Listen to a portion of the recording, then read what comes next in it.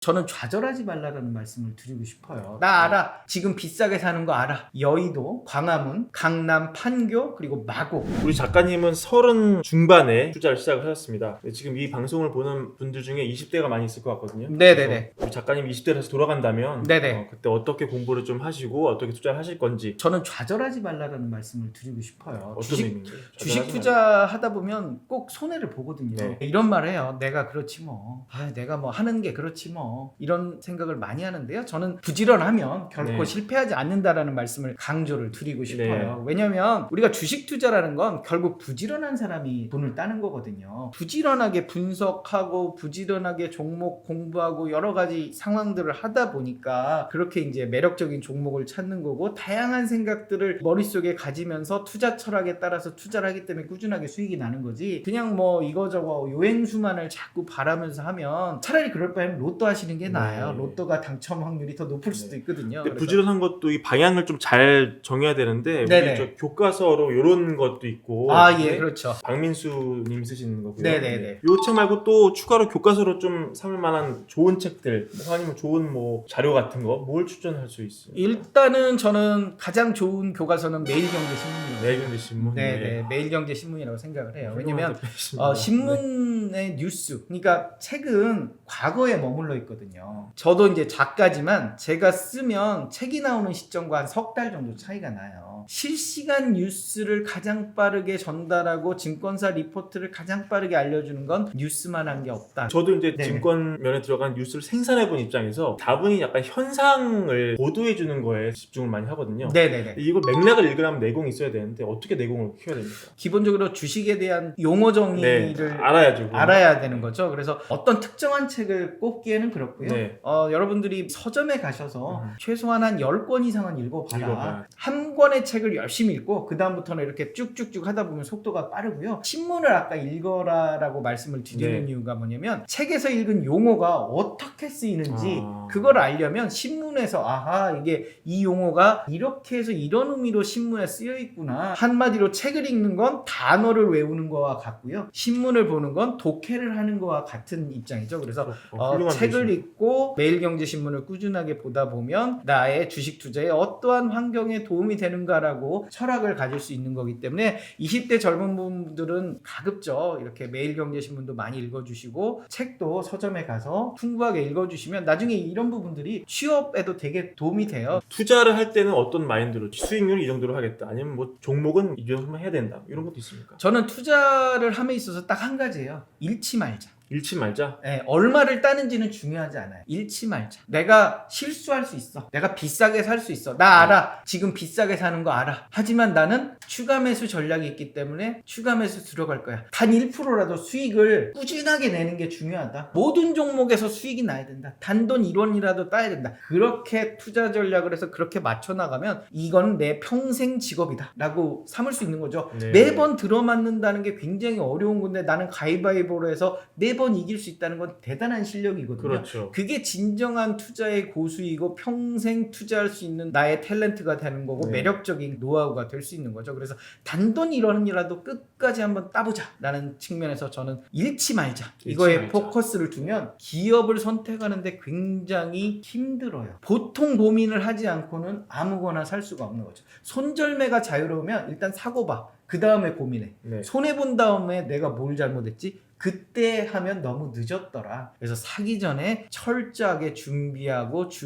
또 준비해서 투자해라라는 말씀을 저를 강조를 드리고 싶고요. 네. 저는 이제 분석을 밤에 하고 다음날 아침까지 시간 있잖아요. 그러면 뜸을 들여라 이렇게 말씀드립니다. 뜸을 들여라. 네, 뭐냐면 우리가 밥을 하면 뜸 들이는 시간이 있어요. 뭐냐면 내가 분석을 했는데 뭔가 실수할 수 있어요. 그걸 한번 복기를 해봐야 돼요. 그래서 내가 뭔가 실수했는지 이런 생각들을 여러 가지 경우의 수들을 다 따져서, 그래서 저는 닥터 스트레인지가 되라고 하거든요. 그러니까 경우의 수들을 다 따져봐가지고 맞는지 안 맞는지 이렇게 회로도를 한번 해보는 거예요. 예를 들면 마이너스 20%에 추가 매수를 하겠다고 했는데 그게 맞아? 조금 더 내려볼까? 아니면 이 기업은 이건 좀 저평가인가? 마이너스 10%부터 해볼까? 뭐 이런 여러 가지 투자 전략들을, 그리고 내가 한 반절을 언제 팔아야 되지? 이런 여러 가지 고민들을 매수 전에 다 해보라는 거예요. 네. 그래서 노트를 한 권 마련해서 거기에 이렇게 머릿속에 상념들은 지나가면 기억이 안 나요. 기억이 안 나죠. 그러니까 노트에 이렇게 적어놓고 습관을 꾸준하게 들이다 보면 곧 부자 될 수 있는 거죠. 네. 주식 얘기 많이 했는데요. 작가님이 투자 잘 하셔가지고 번 8억 원은 지금 이제 주식시장이 없고 부동산 시장에 넘어가 있다고 합니다. 그런 스토리도 한번 들어볼까요? 8억 원까지 한 7년인가 그 정도에서 이제 불어났어요. 거기서 저희 회사가 이제 금액 제한, 제가 증권 유관 기관에 있다 보니까 금액 제한이 있고 뭐 이러면서 8억 원을 굴릴 수가 없는 그런 상황이 된 거죠. 그래서 이제 저는 마침 애들도 초등학교 입학을 위한 준비가 한 2년 정도 남아 있고, 그래서 집을 그때 목동에 재건축 예정 아파트를 샀죠. 몇 8억 원으로. 단지입니까? 그걸 말하면 이제 저 이렇게 찾아오셔서 찾아오니까 네. 넓어가지고 네, 단지가 네, 1에서 14단지 중에 하나 있습니다. 예, 그건 이제 그래서 네. 샀는데요. 그게 이제 운 좋게 지금부터 한 15년 사이 금액 중에 제일 싸게 산 것 같아요. 행복주택 이슈가 목동에 있었는데 제가 보기에는 이게 이제 해소될 것 같다라는 생각이 어찌했다? 굉장히 왜냐면 정치적인 이슈도 있고 환경적인 이슈도 쉽지 않을 것 같다라는 생각이 조금 들었고요. 저는 이제 이왕이면 40, 50대에게는 재건축 아파트들이 투자 매력 측면에서는 굉장히 좋다. 그래서 제가 40이 되었고 그런 측면에서 땅을 많이 가진 아파트가 좋겠다라고 해서 용적률이 낮은 그런 아파트로 제가 선택을 했고요.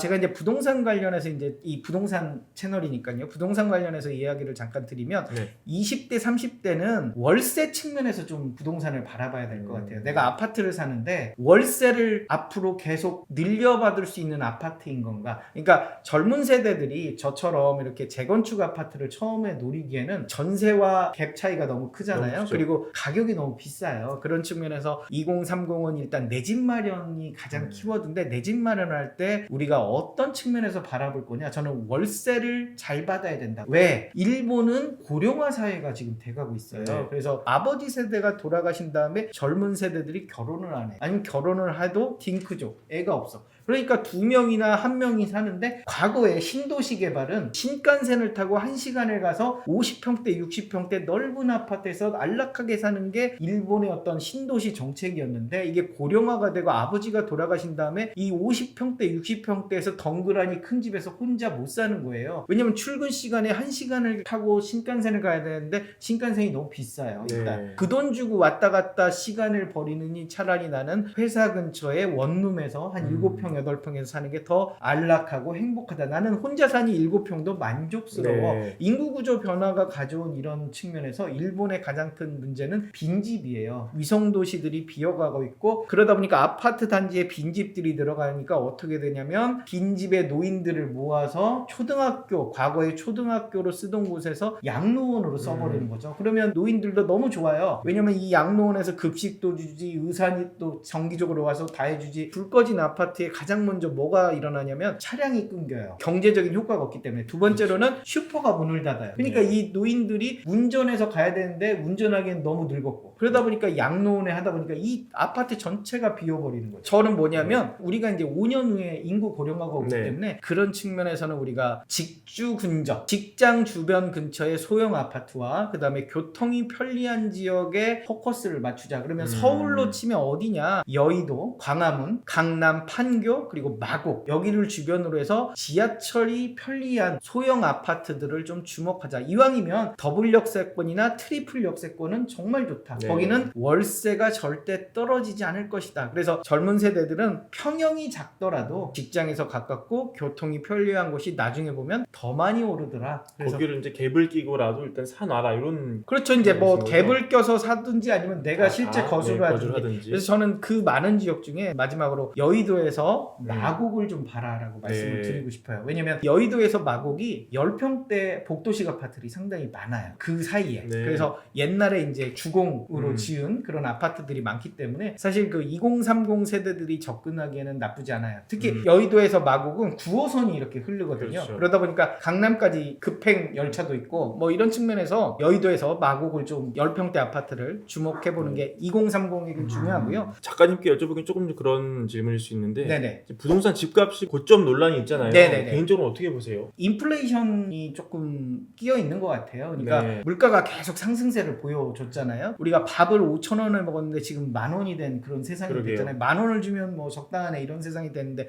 아파트 가격도 당연히 2배 이상이 되는 게 당연한 것 더 같고요. 오를 수 있다고 보시는 거예요? 일단 저는 공급 정책에 좀 달려 있다라고 생각을 네. 해요. 아예 제가 전문가는 아니지만 제가 바라봤을 때는 수요와 공급의 법칙, 경제학의 기본으로 네. 돌아가자. 그래서 경제학의 기본은 수요와 공급이 만나는 점에서 가격이 결정이 되는데 지금의 우리 정책 자체는 수요는 좀 많이 억눌러 왔고 공급은 늘리는데 공급을 과연 강남 가고 싶은 다 선호가 있잖아요. 네. 모든 사람이 돈을 벌면 나는 강남에 어디 특정 지역에 갈 거야라는 다 모든 마음가짐이 있고 한 번 강남에 들어간 사람들은 나오지 절대 않아요. 안 나오잖아요. 그렇기 때문에 물량이 없으니 부르는 게 값이 됐는데 공급을 늘려서 서울 지역에 공급을 늘리면 그 공급량이 충분한 낙수 효과, 소나기 효과를 주면서 일본이 그렇게 지금 하고 있잖아요. 네. 경제 성장과 1인 가구의 수요 이런 측면에서 역세권의 용적률을 올리면서 그렇죠. 소형 아파트들을 대규모로 지면서 그러면 지금이라도 여력이 되면 집을 사라고 권유하는 쪽이세요? 일단 실거주라고 하면 사실 큰 영향은 없을 것 네. 같고요. 다만 이제 투자 목적이라고 하면